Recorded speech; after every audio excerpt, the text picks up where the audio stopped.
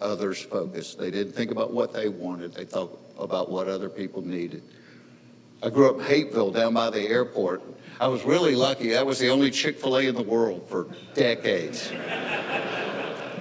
Had no idea it would become the phenomenon it was. But I was lucky to grow up around Truett Cathy, who started Chick-fil-A. And Truett was one of the wisest men I ever met. And he used to ask me when I was a little kid, he would look at me and he'd go, Jeff, you know how to tell when somebody needs encouragement? I say, no, sir. He goes, if they're breathing. He goes, everybody needs encouragement. It doesn't cost you anything to give it to them. No schooling, no money. And so I learned at an early age, be an encourager. You walk into a place and the homely little girl running the cash registers there go, oh, I love your hair. That's so pretty. Doesn't cost you a thing, made her day. Made her day that somebody saw her, that somebody noticed. And so my whole life, I'm like, crap, Mr. Cathy, that's a great thing. And what it does is it teaches you to see the good in things instead of the bad in things. You know, being a mental guy, when I get up in the morning, I pray two things to God. I'm like, A, let me put on the slippers of gratitude. Let me not take for granted that I have something to eat, that I got a house, that I got a bed, that I got a car. 5% of the people in the world own a car. If you own a car, you're in the top 5% of the world. Something like 11 billion people will never take a hot shower one day in their life. If you took a hot shower today, you beat those 11 billion people. And so you start looking at those blessings. You know, you start looking at a holly bush and go, why the holly bush had red berries? And God goes, I just did it because I thought you'd like it. They look real good against the green. Did that for you. And you start seeing blessings everywhere. That's what being an encourager does. You start seeing the good all around you and just realize just how lucky we are. We had no control over where we were going to be born. We had no control over what the color of our skin was going to be. We had no control over who our parents were going to be. But the fact that we live in this country and we're able to go out tonight and assemble and actually talk about the Creator, there's so many places in the world you can't do that. So we're blessed. We're really blessed. Let me see.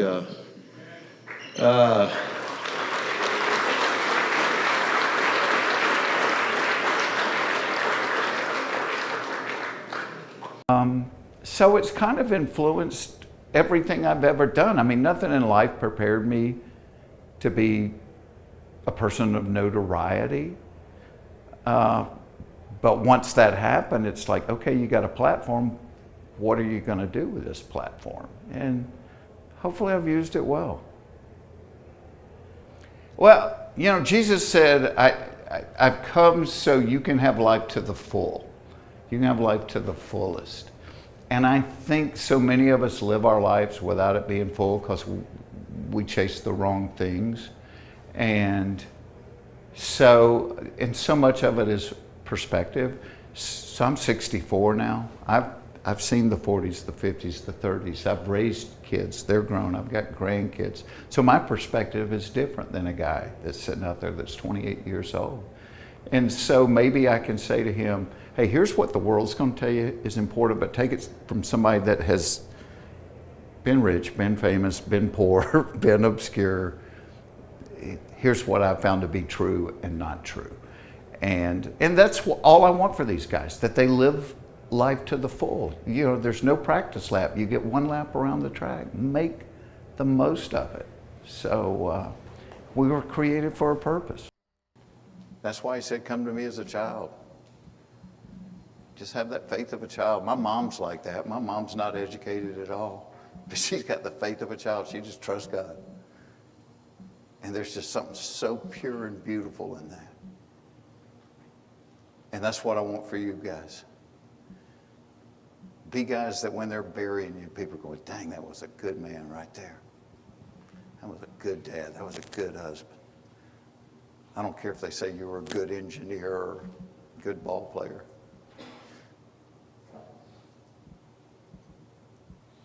Do what you were created to do and help each other do it. And that's the only way you will do it. You won't do it by yourself. We were meant to live in community. I was reading a thing a couple of weeks ago.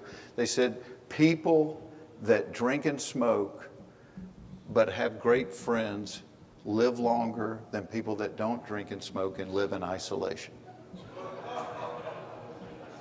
We were meant to live in community. Do it. So, thank you guys. Thank you guys for coming tonight. Thank you guys for having me.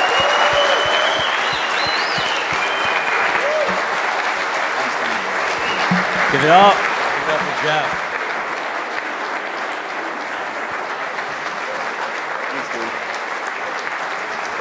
Go Dogs!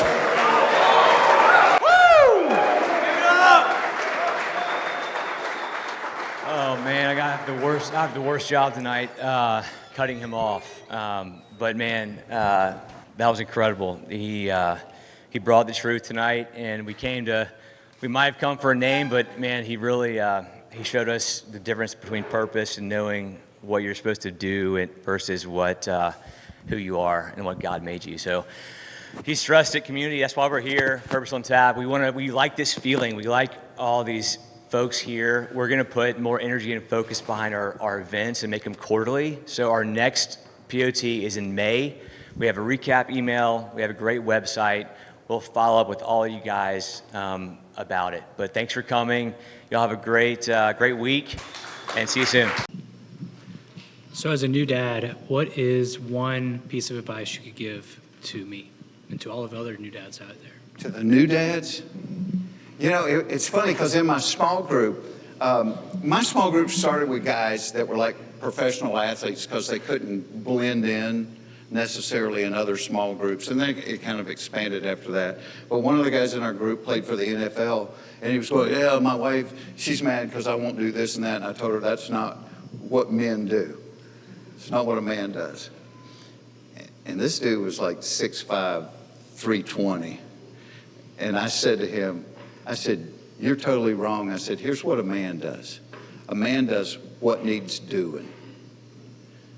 If it's wiping boogers out of a nose, that's what a man does. If it's cleaning a dirty diaper, that's what a man does. If it's washing the dishes while your wife does something else because they need washing and she does them every day, then that's what you do. If it means not going to play golf because she needs a break and watching the kid, that's what a man does. A man does what needs doing. And we live in a world where so many men don't want to grow up. They just want to be little boys. And I didn't want to be selfish like that. I'm like, I want to be somebody this woman can depend on. And I want these kids to know I love them to death. Man, I could do everything. I had little girls. I could bathe them. I could dress them. I could put them to bed. I could read their books. I could not do hair. I was awful with hair. I remember taking them to school one time, and they were dressed really neat, but their poor little hair, I couldn't do those bows and those clips. And I walked them in, and the teacher looked at me, and she goes, your wife's out of town, right? And I was like, yeah. But that's what a dad does. You know, when you think about what you would want out of a dad, that's what they want. They just want you there. You know, and Mark Twain was really cool. He was funny, but he was really smart. Mark Twain said the two most important days in your life, the first one is the day you were born, and the second one is the day you figure out why. And to me, that's why you're here tonight, man. And I want you to be men of excellence. I want you to be men that when you die, people are sitting there with tears going, dang, that was a good dude.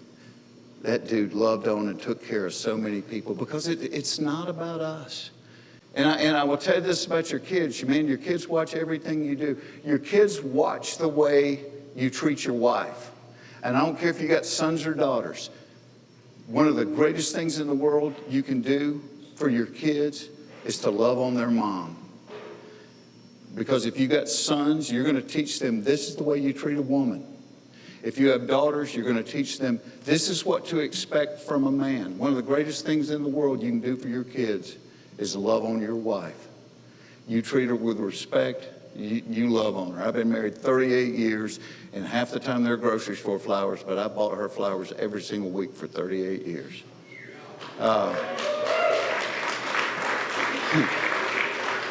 Because I didn't want to end up like my dad there. So I've talked long enough. Be authentic, guys. When you leave here, pick 5 guys, pick 6 guys you like and say, hey, let's commit to this. Because the reason your wife gave you a kitchen pass tonight is she has hopes that you're going to become a better man. Not that you're not a good man already, but you can be a better man. I can be a better man tomorrow. But that's what she wants. And I want that to be what you want. So I'm going to open it up to questions, and I'll answer anything. I'll be authentic with you. But that's why I'm here. I'm not getting paid. I left my wife tonight. We're watching a really good series on Netflix.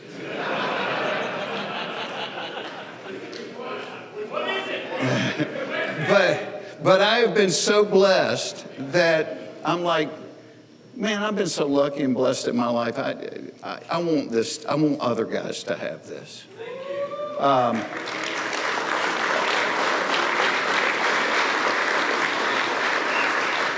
Stop. So I open it up for questions. Anybody? Yes, sir.